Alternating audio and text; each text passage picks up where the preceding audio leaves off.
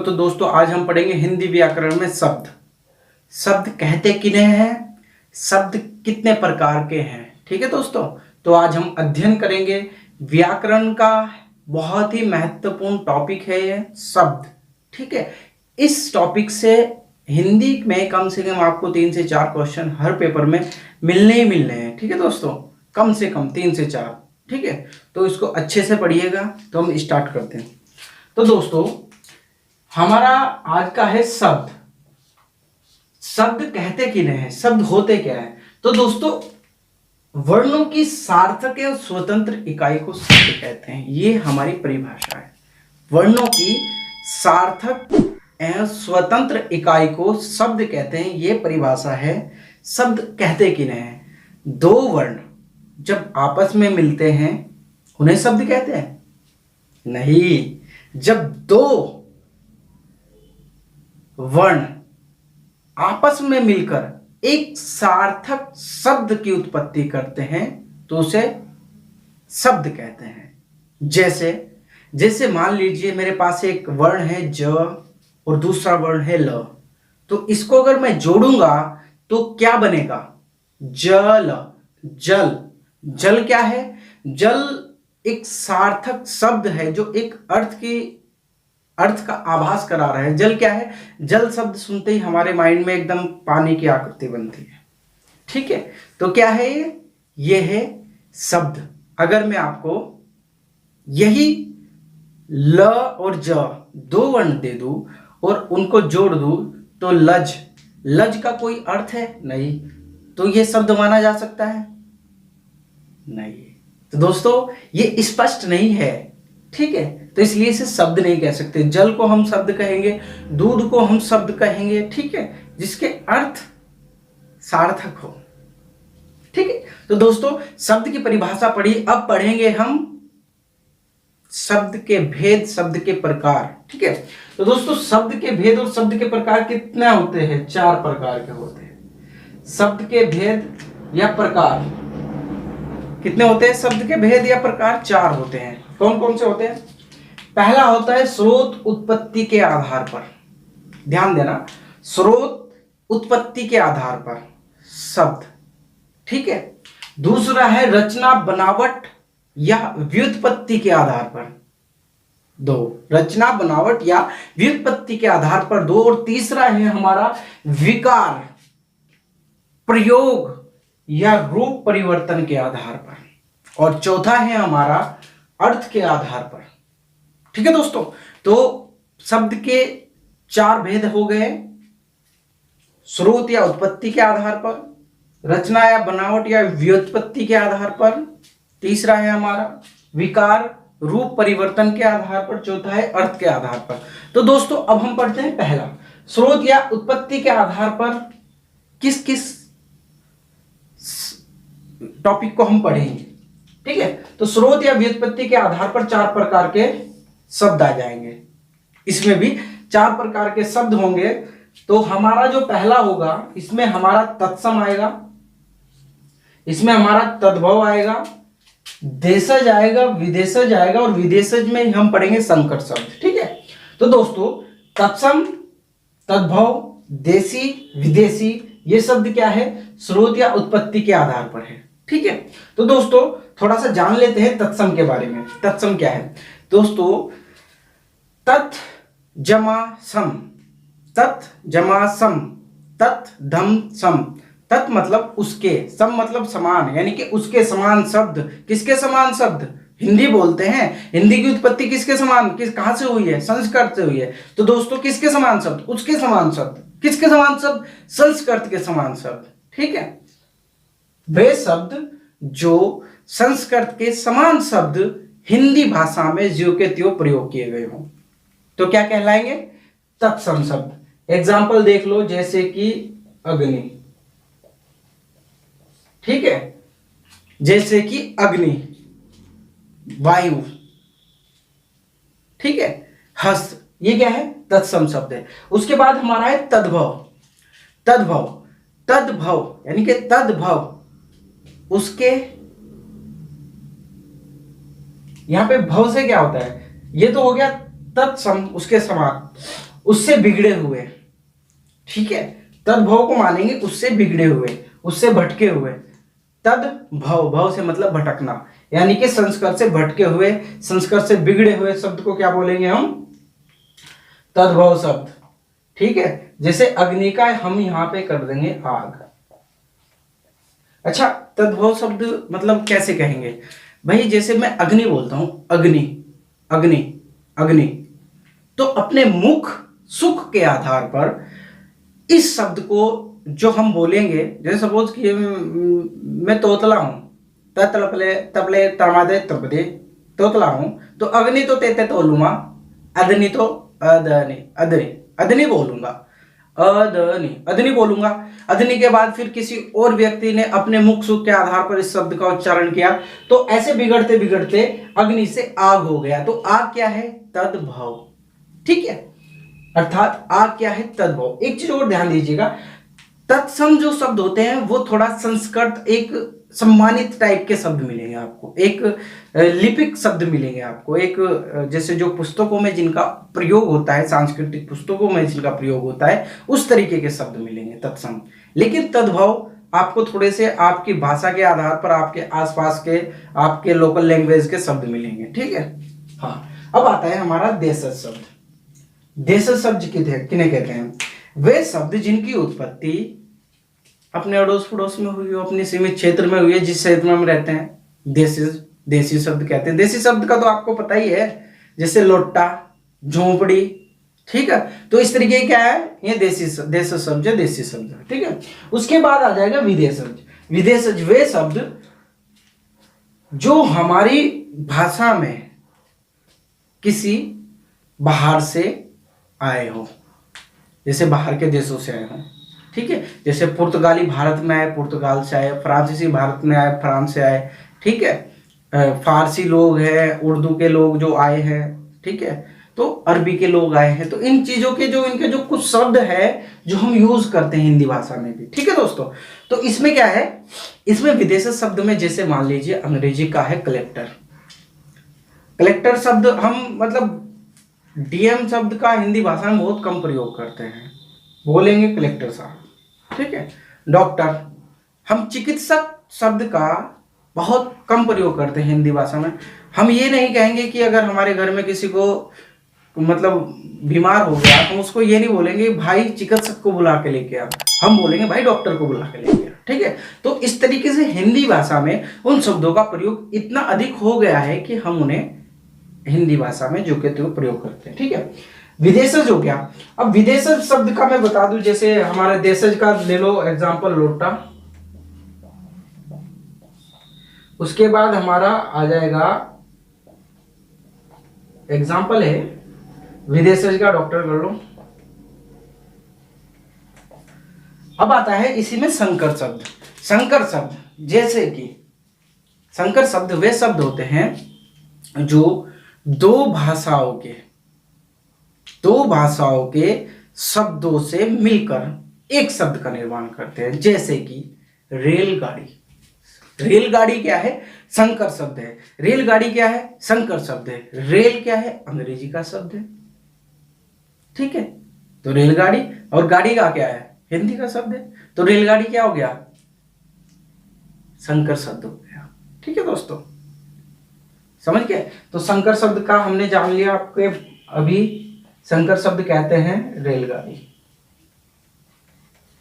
तो मेरा कहने का मतलब ये है, यहाँ पे तो हम एक सिर्फ नॉर्मल तरीके से जानेंगे, फिर तत्सम तद्भव पे अलग वीडियो डालूंगा, देश विदेश संकर शब्द पे अलग वीडियो डालूंगा।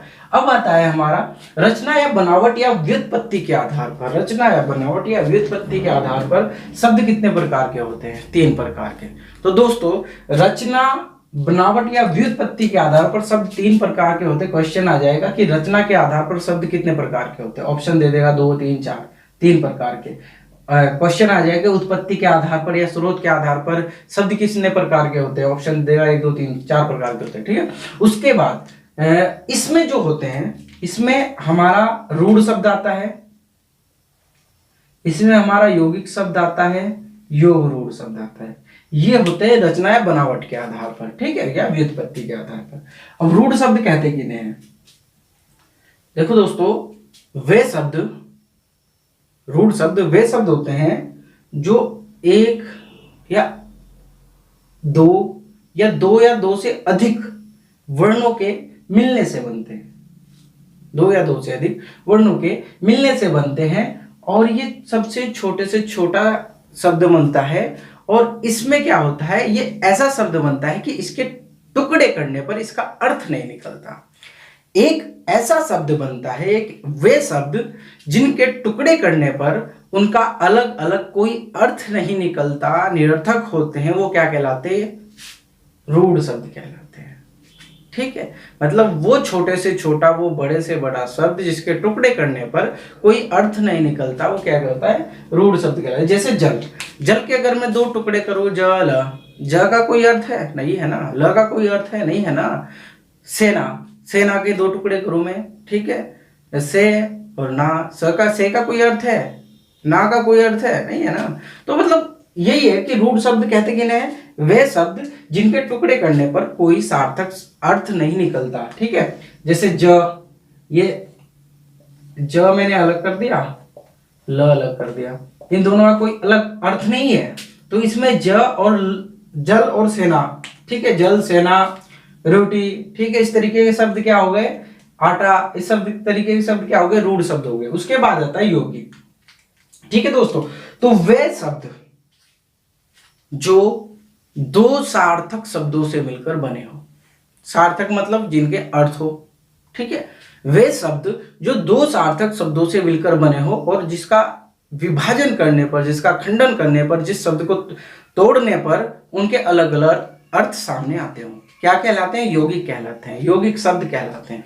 तो दोस्तों जैसे कि जल, जलपरी, जलपरी आपने देखी होगी, हॉलीवुड मूवीज में बड़ी सुंदर सुंदर होती है, मछली इधर नीचे से मछली होती है, ऊपर से बड़ी खूबसूरत लड़की होती है। ठीक है, तो जलपरी, अब जलपरी को अगर हम तोड़ेंगे, जलपरी को अगर हम तोड़ेंगे तो जल प्लस परी, तो दोनों का अर्थ आ रहा है, जल को हम पी सकते हैं, परी को हम पंखों वाली, वाइट वाली देख सकते हैं, उड़ सकती है। अब आता है हमारा सेनापति। ठीक है, तो सेना, सेना से आपको बताया कि एक सेना है और पति, यानी कि उनका बॉस, पति का एक मतलब मंगेतर, हस्बैंड। ठीक है, तो सेनापति अलग अलग है, खंडन करने पे सार्थक अर्थ का पता लग रहा है और दो शब्दों का मेल है। ठीक है, तो ये क्या है? यौगिक शब्द। उसके बाद आता है हमारा योग रूढ़ शब्द। दोस्तों योग रूढ़ शब्द उन्हें कहते हैं जो दो आपस में जुड़ने के बाद किसी तीसरे शब्द का अर्थ देते हो, किसी तीसरे पद को प्रधान बनाते हो। ठीक है, जैसे होता था ना बहुब्रीहि समास में कि मतलब दोनों पद अप्रधान होते थे, कोई तीसरा पद, तीसरा व्यक्ति बाजी मार ले आया था। ठीक है, इसी प्रकार से सेम उसी की तरह है हमारा योग रूढ़ शब्द। योग रूढ़ शब्द होते हैं जैसे नील और कंठ, दो शब्द है, मतलब नील मतलब नीला और कंठ मतलब गला। ठीक है, दो शब्द है, लेकिन इन दोनों में से क्या बोलेंगे? तीसरा शब्द प्रधान होगा। योग रूढ़ जो शब्द होगा वो तीसरा होगा, ये तीसरे को इंगित करेगा। नीला है कंठ, यानी कि नीलकंठ। नीलकंठ किसको इंगित कर रहा है? नीलकंठ से फील हो रहा है कि नीलकंठ शिव शंकर जी को बुलाया जा रहा है ना, नीलकंठ महादेव। ठीक है, तो क्या होगा उसमें? ये योग रूढ़ शब्द कहलाएंगे। जैसे नीलकंठ लंबोदर है गणेश जी, चक्रपाणी श्री कृष्ण जी, ठीक है, चंद्रमौली दशानंद रावण। ठीक है, इस तरीके के शब्द, मतलब इस तरीके के शब्द जिन शब्दों से हमें तीसरे का आकलन लगता हो, जिस तरीके से पर्यायवाची शब्द जितने होते हैं वो किस पे आ जाएंगे? योग रूढ़ में। जैसे कमल, ठीक है, कमल को हम किस शब्द से जानते हैं? मतलब जलज, जलज, जल अज। ठीक है, तो उसको हम वो समझ सकते हैं। ठीक है, तो नीलकंठ लंबोदर क्या हो गया? योग रूढ़ शब्द हो गए, अर्थात वे दो सार्थक शब्द जो किसी तीसरे शब्द का अर्थ प्रकट करते हो, योग रूढ़ कहलाते हैं। जैसे नीलकंठ लंबोदर, ठीक है, दशानंद। ठीक है, इस तरीके से। ठीक है, अब हमारा रचना के आधार पर हमने पढ़ लिया रूढ़, यौगिक, योग रूढ़, ये तीन प्रकार के होते हैं। अब आता है हमारा विकार, या प्रयोग या रूप परिवर्तन के आधार पर कितने प्रकार के होते हैं। ठीक है, विकार या रूप परिवर्तन के आधार पर शब्द हमारे दो प्रकार के होते हैं, पहला है विकारी और दूसरा है अविकारी। तो दोस्तों विकारी जो शब्द है, विकारी शब्द चार प्रकार के होते हैं। ठीक है, विकारी शब्द कहते कि नहीं, तो दोस्तों वे शब्द जिनमें लिंग, वचन, कारक या काल, लिंग, वचन, कारक या काल के आधार पर परिवर्तन हो जाए, विकार आ जाए, बदल जाए, विकारी शब्द कहलाते हैं। दोबारा बताता हूं, वे शब्द जिनमें लिंग, वचन, काल, कारक के आधार पर परिवर्तन हो जाए, बदल जाए, ठीक है, या विकार आ जाए, विकारी शब्द कहलाते हैं। विकारी शब्द चार प्रकार के होते हैं, संज्ञा, सर्वनाम, विशेषण, क्रिया। संज्ञा, सर्वनाम, विशेषण, क्रिया, ये चार प्रकार के विकारी शब्द होते हैं। ठीक है, उसके बाद आता है अविकारी शब्द, वे शब्द जिनमें लिंग, वचन, कारक और काल के आधार पर कोई परिवर्तन ना हो, अविकारी शब्द कहलाते हैं। ये भी चार प्रकार के होते हैं। अविकारी शब्द को अव्यय शब्द भी कहते हैं। ठीक है, ये चार प्रकार के होते हैं, पहला क्रिया विशेषण, दूसरा समुच्चय बोधक, तीसरा विस्मय बोधक, चौथा सम्य बोधक, संबंध बोधक। ठीक है दोस्तों, ये हो गए हमारे विकारी अविकारी, ये होते हैं विकार के आधार पर दो प्रकार के शब्द भेद। अब आता है अर्थ के आधार पर जो शब्दों के भेद है वो कितने हैं, अर्थ के आधार पर शब्दों के प्रकार। तो ये है दो प्रकार के। इसमें आता है हमारा सार्थक शब्द, दूसरा आता है निरर्थक शब्द। सार्थक शब्द होता है, सार्थक शब्द कहते हैं कि नहीं है, सार्थक शब्द जैसे मान लीजिए वे शब्द जिनसे हमें अर्थ ग्रहण करने को मिलता हो, वे शब्द जिनका कोई अर्थ हो, ठीक है, सार्थक शब्द कहलाते हैं। जैसे रोटी, जल।